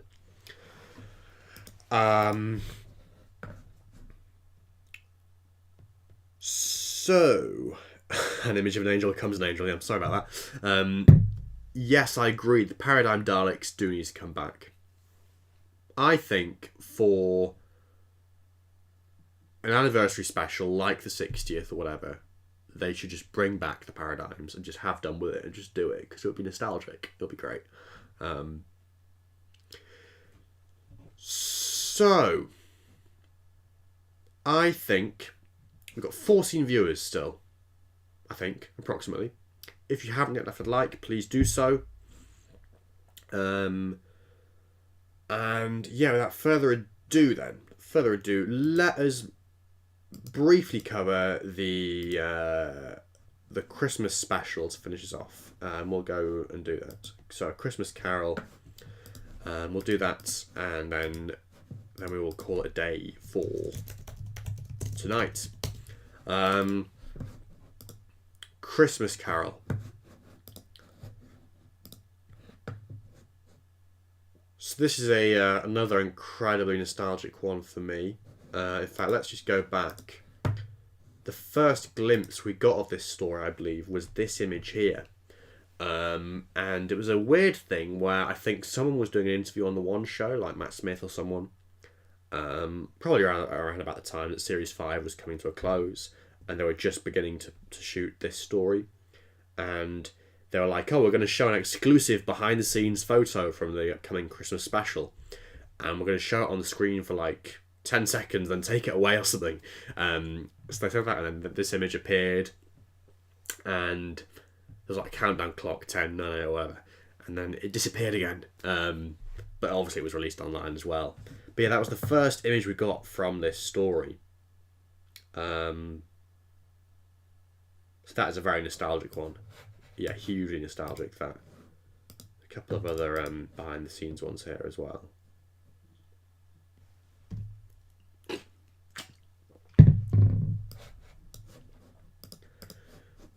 But yeah, oh boy. Right off the bat, this is the best Christmas special, I would say. I always forget as well. This is reminding me seeing the crew members in hard hats. But yet this well, all the Sardic town scenes, which you would have thought were maybe filmed outside, all of these exteriors were actually, I believe, filmed like inside some big warehouse or something, some big factory. That's why they built all these sets, and it just looks amazing because of it. I have to say, it's just. Well, yeah, I guess to be fair, they had to do it inside because they needed to have, they needed to have like the lamps and stuff and the electricity and all that sort of stuff. But yeah, it works so well. It's another one of those settings like the Starship UK in Beast Below. Another one of those settings where it's a very sort of different take on a futuristic setting. We would have like the colony of like the United Kingdom essentially, like on a big spaceship, and here we get a similar sort of thing where it's like a futuristic colony. Sorry, I should say, not colony. That's Grandma Connolly, the faceless person from Minutes Lantern. No, a futuristic colony. But it's all like Victorian-esque and Dickens-esque and Dickensian. It doesn't really make sense why that's the case, but it works. It works. It's one of the things like as a child, I was like, well, why is this all like a Charles Dickens novel? Like, why? How can there be a futuristic colony that's just full of people that are like period drama characters? But now I just don't care. I look past it. I think to how that is great.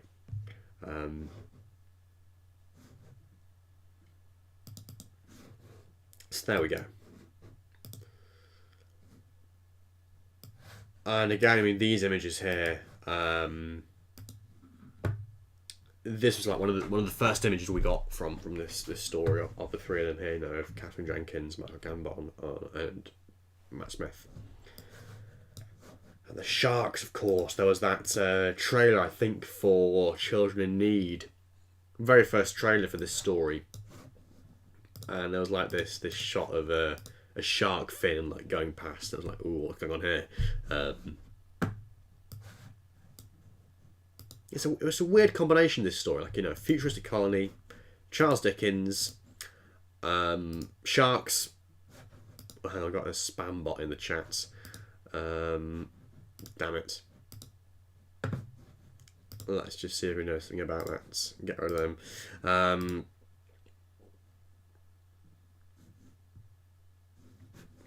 Actually, I might try and change the settings. I might have to put on a slow mode thing. Actually, I'll tell you what I'll do. I'll make it so that people can't comment unless they've been subscribed for 10 minutes. And I'll have slow mode as well. Great. Yeah, so where was I? I mean, yeah, wow, what else can I say? Oh yeah, I was saying about how it's like a really cool, a really, really weird combination of elements, isn't it? Like, Victoriana, sharks, a colony in the future. But it works. It works. It really does work.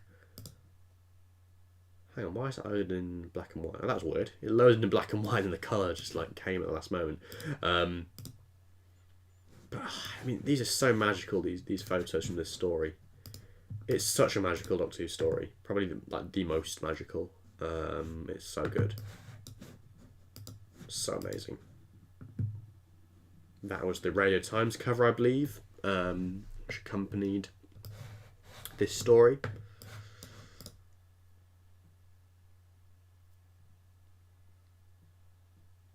Hoover Espresso Extra has a question for me in the chat. It's a point of discussion there. So on the theme of celebrity singers appearing in Doctor Who Christmas specials, they say, who do you think was better casting, Katherine Jenkins or Kylie Minogue? It's an interesting question. I think I probably would say Katherine Jenkins, actually, myself. Kylie because I think this was her first acting gig. I think obviously Kylie had done stuff before, like in, was it Neighbours or something, whatever, back in Australia. But yeah, I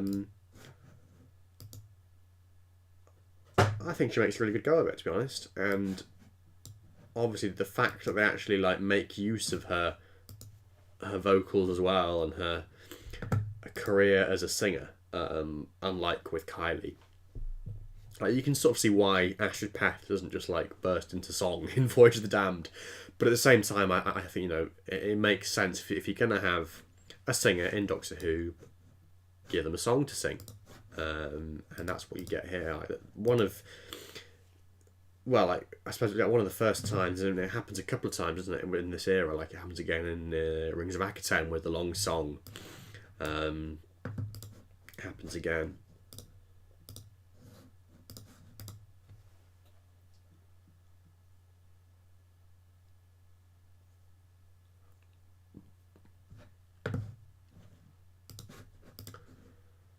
It's a surprisingly few episodes still. It's actually officially released, which is interesting. We'll go through these just to round off the stream.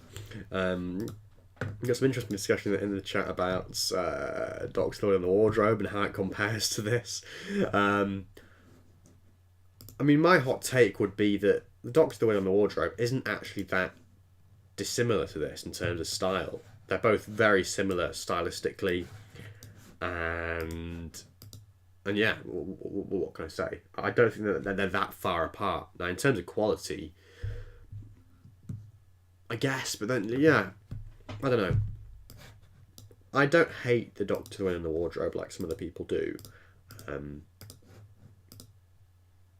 But yeah, I think what I would say, is like, even subjectively, just look at it subjectively, there isn't actually that much difference in terms of the style. They're both very magical Christmas specials, written by Stephen Moffat and starring Matt Smith. They're both sort of inspired by works of literature and stuff. And yeah, okay, fair enough. Maybe the execution isn't as good. But yeah, it is interesting to sort of consider them in relation to each other, I think, and all sorts of stuff. But that's a discussion for another time when we get on to the Doctor Who and the Wardrobe.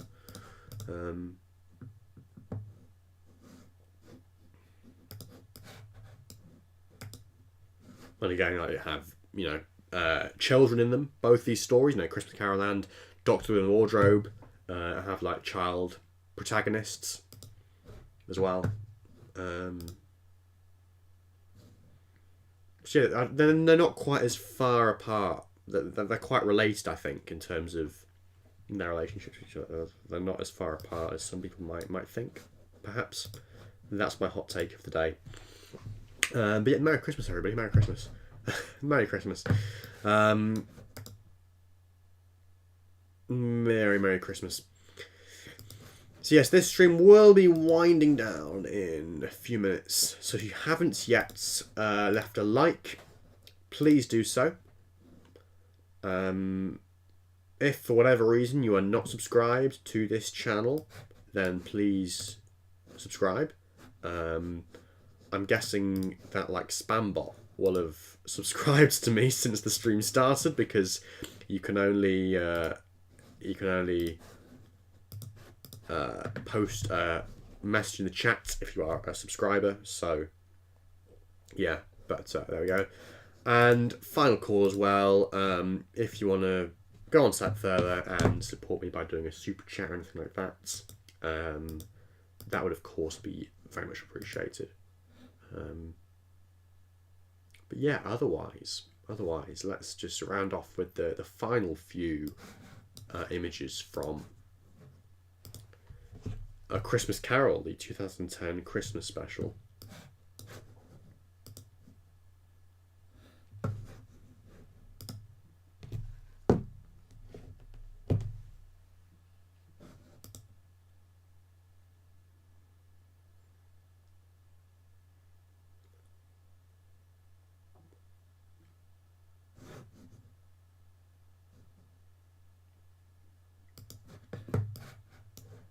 I mean, what else can I say about this one? It's just so good, you know. So good.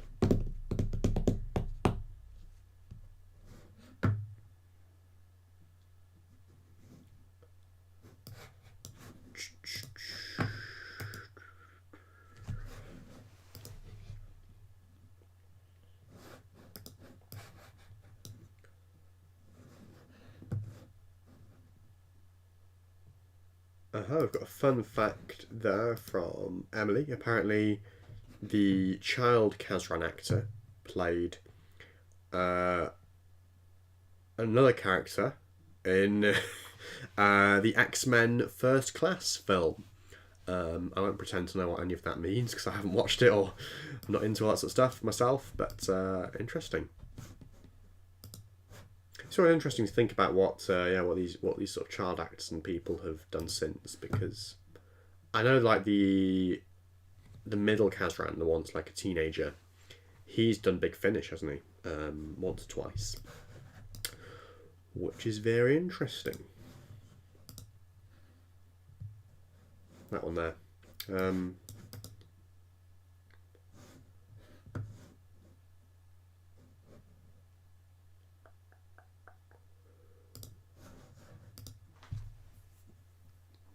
So, there we go. That was A Christmas Carol, and that was Doctor Who Series 5. Another series ticked off. There we are. We have been going for just short of 2 hours, so I'm going to bring this stream to a close now. Thanks ever so much to anyone that's tuned in, whether you're still here or you had to go or whatever, or if you're watching this back once it's finished the next day or whatever. Thank you very much. It means a lot. And yeah, we will be back for another stream, I guess, maybe like a week today. I'll keep you updated, whatever. Like continuing going through Doctor Who Pics and stuff. But for now, I'm gonna bring us full circle and leave you with the thing that we started today's stream with, which was this. So let's just enlarge that again. I will leave you with that thought as we depart tonight, and as you head off to bed on this Sunday evening. So yeah, I hope people have enjoyed this return to a Sunday night stream. It's been the first Sunday night stream in a while, I think, hasn't it? And yeah, there we go. So yeah, thanks for watching, and bye bye.